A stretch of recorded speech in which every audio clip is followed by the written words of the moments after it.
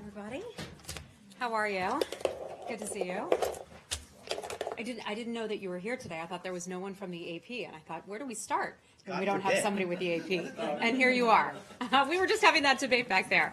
Good afternoon, everybody. Thank you so much for joining us. Great to see you all.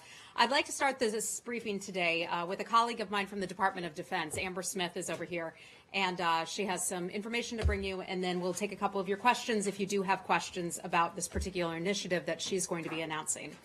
She is the Deputy Assistant Secretary of Defense for Outreach. She's joining us today to discuss the DoD's campaign called This Is Your Military. It's a new DoD initiative aimed at connecting the American public with the military by showing them a unique view into the lives of those who are currently serving our country. We will highlight, and she will highlight, the hard work of the 7,000 veterans who currently are employed by the Department of State. The initiative will focus on our Marine security guards who protect our embassies worldwide, the National Guard and the reservists, and the approximately 7,000 veterans that the State Department employs around the world. DoD will produce videos to be released as part of an initiative that showcases the National Guard, reservists, veteran success stories who work with the Department of State. Amber is a senior advisor to the Secretary of Defense for matters related to strategic outreach, community relations, stakeholder engagement, entertainment series, and special outreach events. She also coordinates digital and social media.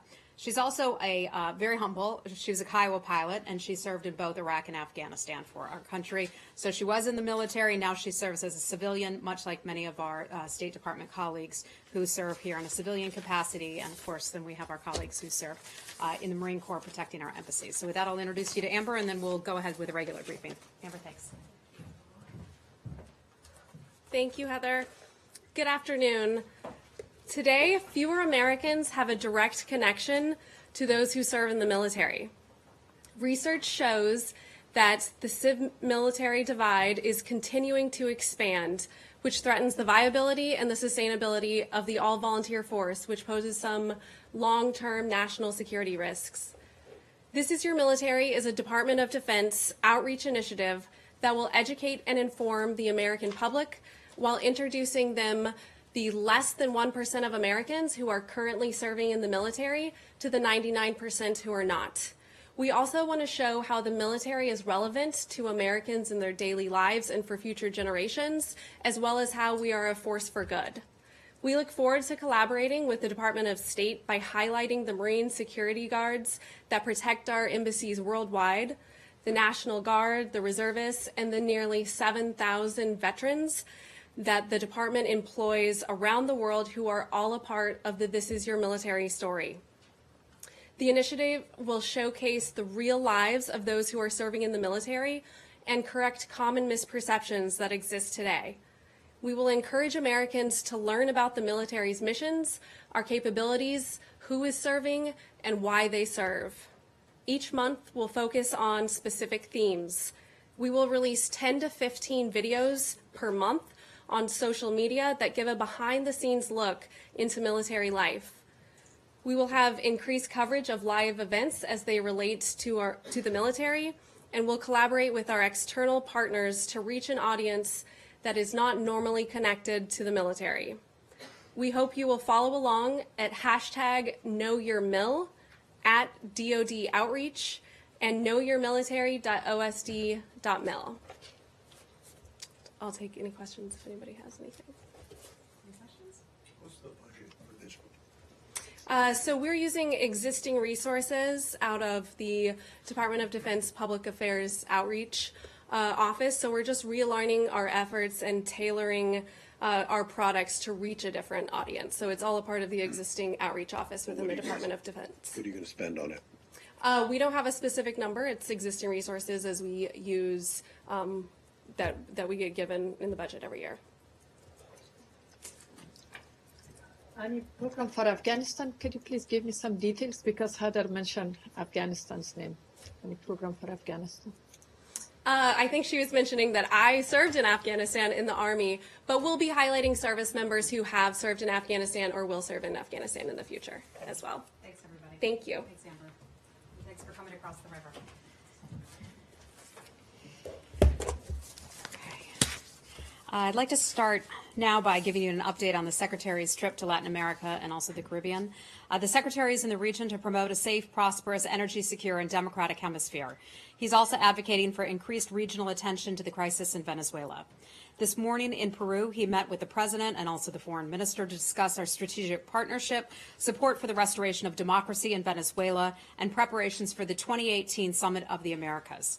The Secretary is now in Bogota, Colombia. He just landed a few minutes ago, as a matter of fact, where he will be meeting with the President and also the Foreign Minister and other senior officials from the government. His focus is on the U.S. support for a just and lasting peace in Colombia, our partnership to address the surge in coca and cocaine production, and the peace accord. In addition, he'll discuss the growing number of migrants from Venezuela who have fled due to humanitarian, political, and economic crisis in their country. Tomorrow, the Secretary will meet with Prime Minister and Foreign Minister in Kingston, Jamaica, where he will be headed next. He will underscore the U.S. commitment to the Caribbean 2020 strategy and discuss energy security and Jamaica's successful economic reform efforts. In addition to that, the Vice President, as many of you know, is on his way to Japan today. The Vice President will lead the U.S. presidential delegation to the Winter Olympics in Korea to demonstrate U.S. commitment to the universal values of the Olympic Games and the values that they promote. Vice President Pence will attend the opening ceremony on February the 9th, along with the Second Lady of the United States, Karen Pence, Congressman Ed Royce, General Vincent Brooks, General James D. Thurman, our charge d'affaires from our embassy in Seoul, Mark Napper, and 2002 Olympic gold medalist Sarah Hughes. The Vice President looks forward to cheering on Team USA and athletes and also the para-athletes representing our country and making America proud. He looks forward to personally congratulating the many young athletes who will bring medals back to their families and friends across this great land. His visit will further demonstrate the strength of the U.S. ROK alliance and underscore the importance of the maximum pressure campaign all around the world against the DPRK and the regime. He will also remind the world of humanitarian rights abuses, or the humanitarian rights abuses that are well documented. We encourage all Americans traveling abroad to enroll in our Smart Traveler Enrollment Program, that is our STEP program, by visiting travel.state.gov, where they can also find useful travel information for the Olympics or on any other international destination they may be visiting. And finally, I'd like to turn to Turkey, and that is where we'd like to say that the United States is deeply troubled by the February 1 rearrest by Turkish authorities of the Amnesty International Turkey chairman, Taner Kilic. He's been in pretrial detention since June of 2017. We're closely following his case, along with those against other respected human rights defenders, journalists, civil society leaders, and opposition politicians, whose ongoing prosecution under the state of emergency has chilled freedom of expression and raises serious concerns about respect for judicial independence and the due process protections enshrined in the Turkish constitution. We call on the Turkish government to end the protracted state of emergency, to release those detained arbitrarily under the emergency authorities, and to safeguard the rule of law consistent with Turkey's own domestic and international obligations and commitments. And with that, I'd be happy to take your questions. Thanks, Heather. I guess why don't we start on the North Korea issue? Both the Secretary and the Vice President have suggested that, if something sort of came about spontaneously in Pyeongchang, that, it's possible there could be some type of, dialogue. And I'm curious, given that there's not a State Department presence on that trip, what would that look like? How prepared is the Vice President? How far is he prepared to go? And, what would be sort of the limitations for what they would discuss if that were to happen? So I can't speak for the Vice President. I can't speak for the White House. I can only say, a couple things. One, our charge d'affaires will be there as a part of the official delegation. Mark Napper will be there. But there are no plans to meet with any North Korean officials during or after the Olympics. I want to be clear about that. There are no plans to do so. The Secretary and the Vice President said, we'll see what happens when we get to the Olympics and when the Vice President is in the region. There is no shift in U.S. policy regarding this. North Korea must once and for all abandon its desire for nuclear weapons and also for ballistic missiles. Do away with that desire. Stop. And then perhaps we'd be willing to come to the table and have a conversation with them about it. So when Yeah, I you have something say- else, but if you want to do North Korea, then we Go can ahead. circle back. Okay. When you say we'll see what happens, what is that dependent upon? Is it dependent upon North Korea's behavior while at the Olympics? Or, when you talk about a sustained show of no provocation, that seems like that would span a greater time than the Olympics anyway. So what are you waiting and seeing? I can just tell you that that is what the vice president said, and that's what the secretary said, and we're on the same page. So I'm not going to get ahead of any of the vice president's meetings that he'll have in Japan or in South Korea or any of that. I'll just let his words stand for themselves. Could you explain maybe, like, what is it based on? We'll see what happens. What happens with what? Yep, I'm going to leave it. I'm going to leave it at that with what the vice president, also the secretary, had to say. Okay. But Heather, do you mean that the U.S. and the Vice President would consider a demand from the North Koreans to have a meeting? I've just said we and have they're not asking no for what? plans to do so, and our policy hasn't changed. But they would consider a demand from the North Koreans. I to have meet. no specifics, and we've been given no specifics on any individuals. Heather, if I'm not mistaken, if Vice President Pence were to have some kind of dealings with a North Korean on this trip, he would be the second highest serving U.S. government official ever to have done so. The highest was Bill Clinton in the fall of 2000.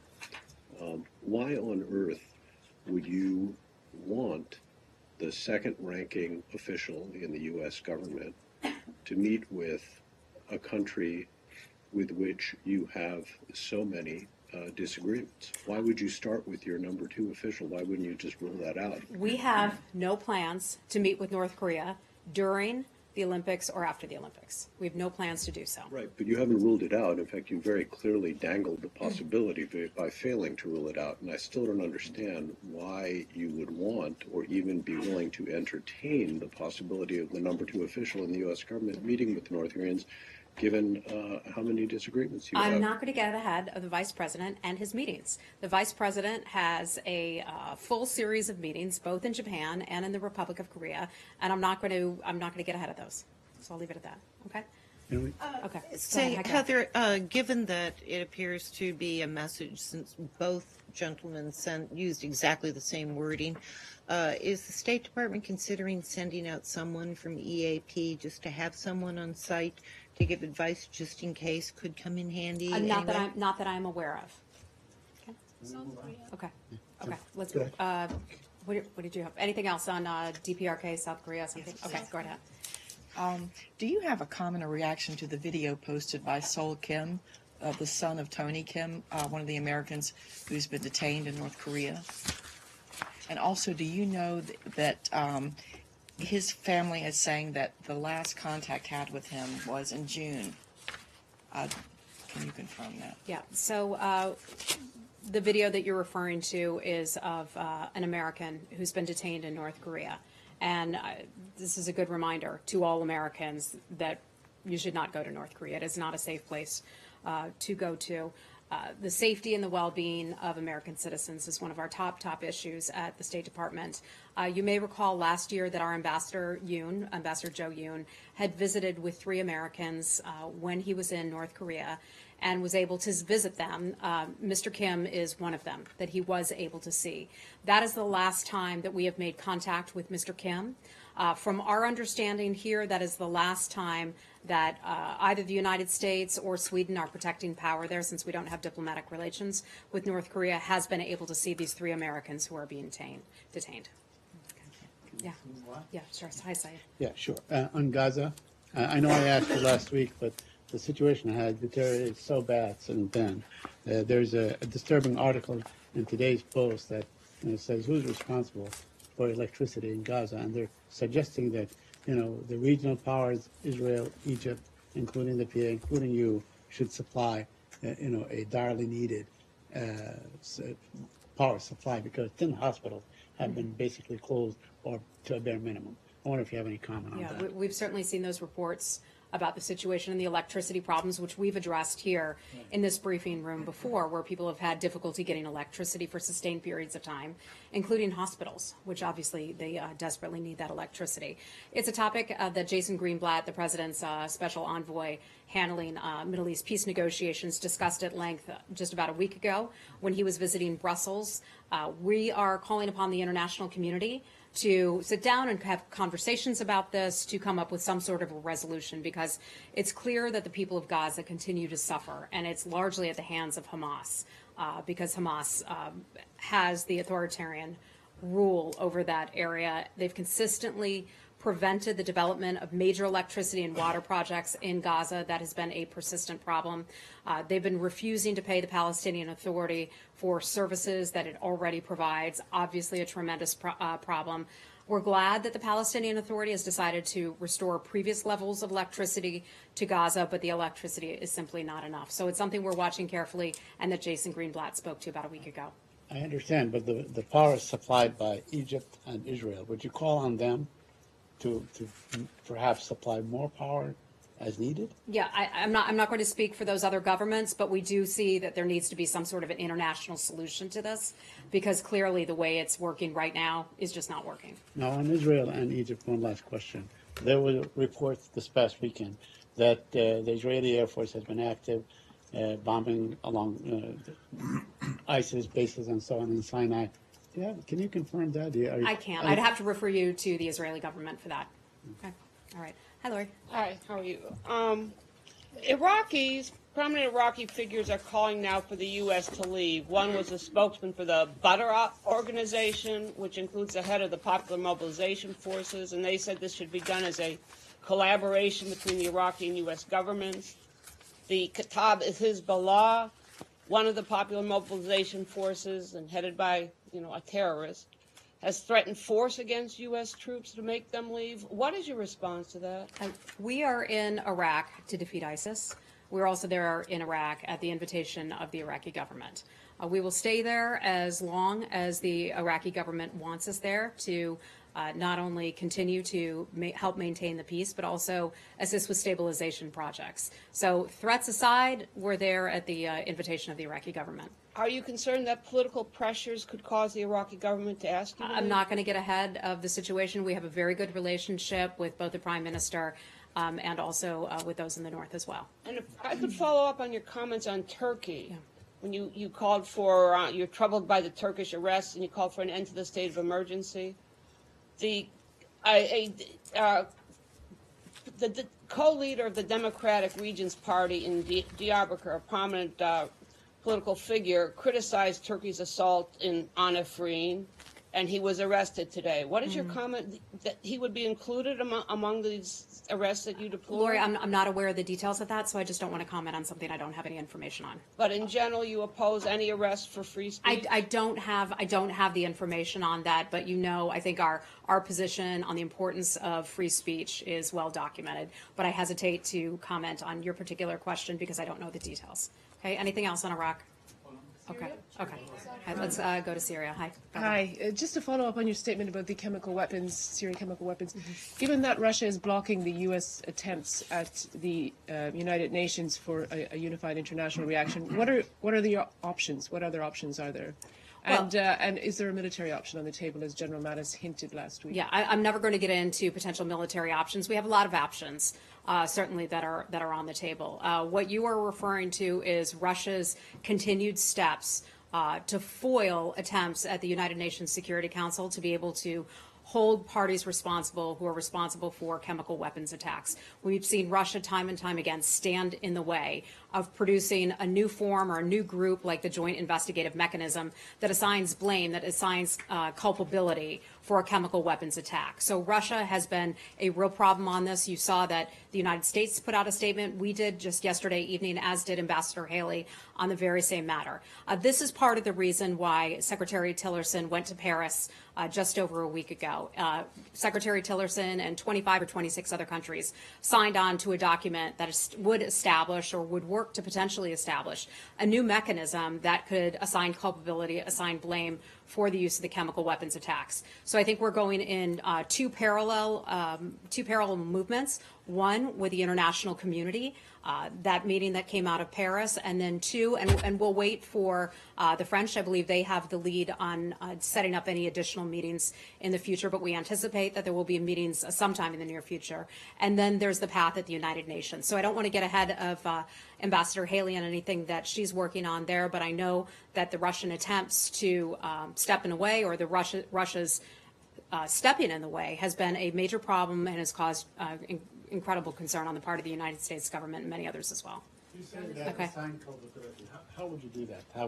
What you would rely on evidence, collected evidence? There would be an international body. I mean, how Those would are the you do types it? of things that were suggested before, that there be an international, unbiased group of people who would be able to go in, collect evidence when it's safe to do so. That has been part of the problem in the past, and they will work all of that out. So I don't have all the details on what proposals might come forward. I think they're still working through some of them themselves.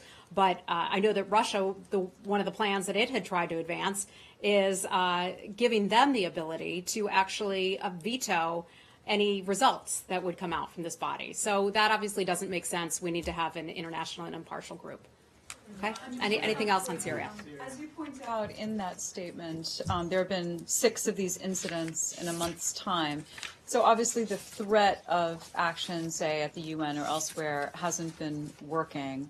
The U.S. says in this statement that these incidents must stop. Mm-hmm. So is this to be seen as a warning of, say, military action being the next step? We have taken military action before. You are all very familiar with the steps that our government took to do that, and this is something we're watching the situation. We're very concerned about it. When you have 6 attacks in a month, that is a tremendous concern, not just to the United States, but the entire world as well. But I'm not going to forecast any action that may or may not be taken. Are you issuing a warning to the Syrians? Look, I think I've been clear. We put out 2 very strongly worded statements about the use of chemical weapons. And I'll just leave it at that, okay? I think I'd refer you back to those statements. The kind of body that you're describing that we're in discussions to try to form sounds very similar to the joint investigative mechanism that clearly failed and clearly was susceptible to, Russia's influence at the end. So, I realize it's still in discussion, but is there something that is fundamentally different that would prevent just that situation repeating itself? Well, I think what would be different is that we have 25, 26 countries signing on to this agreement. But again, that the French are spearheading this, so I just have to refer you to the French for more information. So these strongly worded statements, should they be seen as some kind of final warning by Syria or by... Those would be your words, final warning. I'm not going to go there. I'm not going to parse the words about that, but the United States is tremendously concerned about this, as is the world. Okay. All right. Let's move on. Hold on. Okay. Let's go on to Afghanistan. We'll come back to you. Hi. After the Pakistan attack, Afghan delegation prepared some documents and evidence to show to Pakistani authority, and for the first time, Pakistani authority accept that they blame themselves almost. And after that, Pakistan delegation came to Afghanistan to discuss about peace process or something like that. But still it didn't work. Pakistani, army shooting rockets against North Afghanistan. What do you think, although President Trump said they are not able to talk again with the Taliban regarding peace process in Afghanistan? I think what the president was saying, and our deputy secretary, John Sullivan, was just on Capitol Hill where he was testifying about our strategy, along with one of his DOD counterparts, about our strategy in both Afghanistan and Pakistan. What the president was talking about, what our deputy secretary was talking about, is that clearly there are elements of the Taliban that are not willing or not interested in sitting down to have successful peace negotiations right now. When you've seen the horrific terror attacks that have taken place specifically in Kabul, 130 people or more died within the last 2 weeks alone, civilians, including Save the Children, an attack taking place there, is despicable and deplorable. In terms of those attacks, I just want to say that it illustrates how barbaric the Taliban can be. And we hope that Afghanistan will get to the point where the Taliban wants to sit down and have talks for peace and reconciliation, but it has to be an Afghan-led peace process.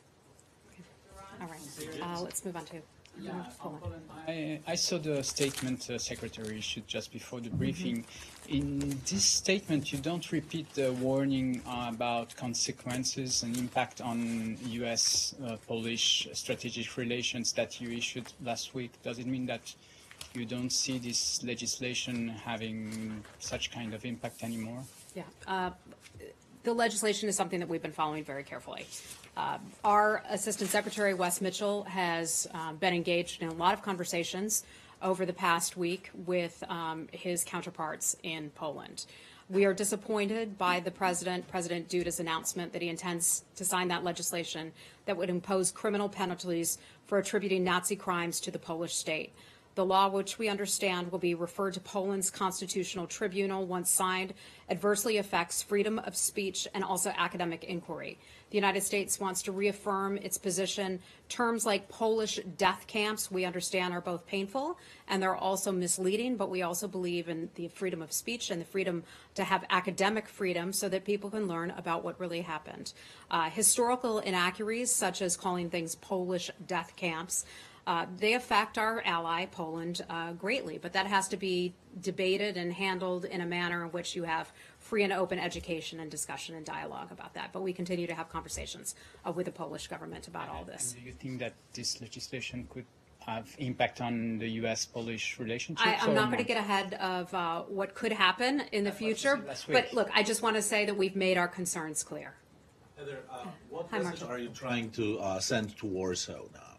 Because there was this warning from last week. The Secretary is talking about his disappointment or the disappointment of the United States now. So what is the message you're trying to send?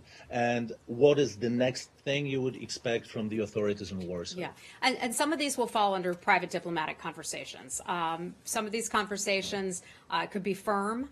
Because there is a very real concern on our part, and I think we've made our concerns very clear. But some of these are going to be private conversations because we see that we can best affect change when we have those types of private conversations.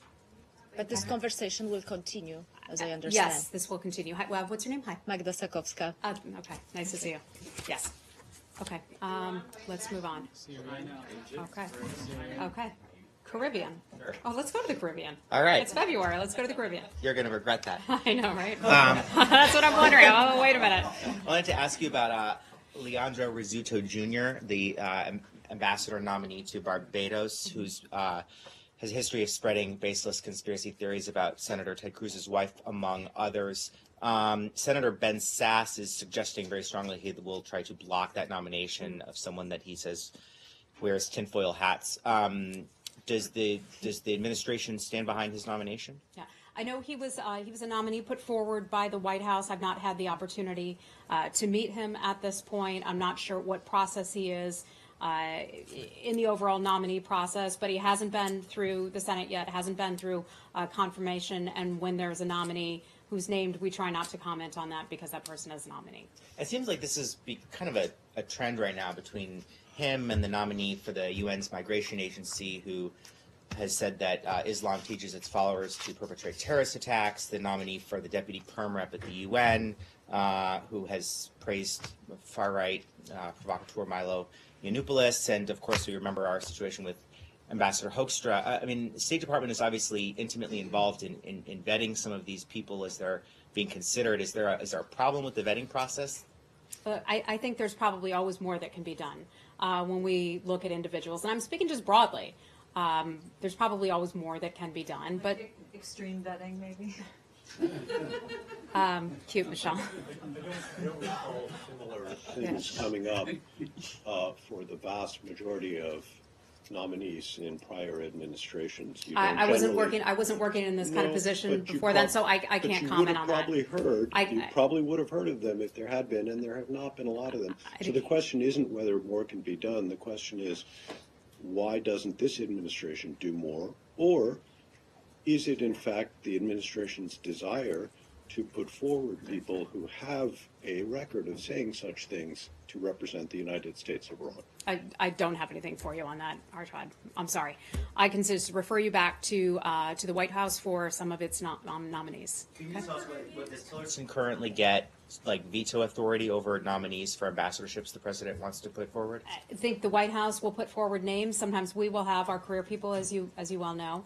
Sometimes we have our chargés who are in charge, who conceivably could become the next ambassador to a particular post. But the White House and the State Department work on these matters, and they always work in conjunction with one another on that. But do things like this, I mean, this guy was tweeting things to Mitt Romney like, Satan has a hold of you and God will not forgive you what you did.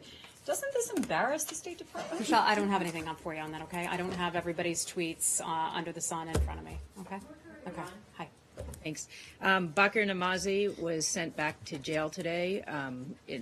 They cut short his medical leave, and his family says that it's tantamount to a death sentence. I wonder what your reaction is and whether the Trump administration wants to have a dialogue with Iran about these hostages.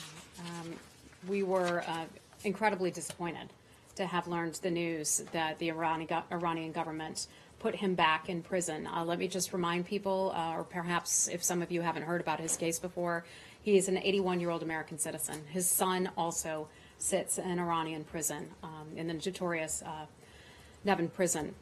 We have been alarmed for some time at his declining health. We know that he's in urgent need of sustained medical care. We're deeply disappointed in the fact that he has been returned to prison.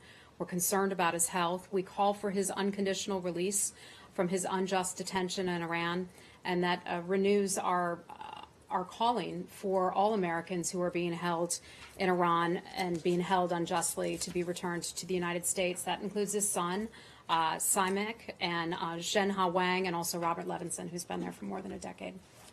His brother says that, Babak Namazi says his brother has been tortured in Iranian jail. He let that news out today. I wonder if you have heard that, or...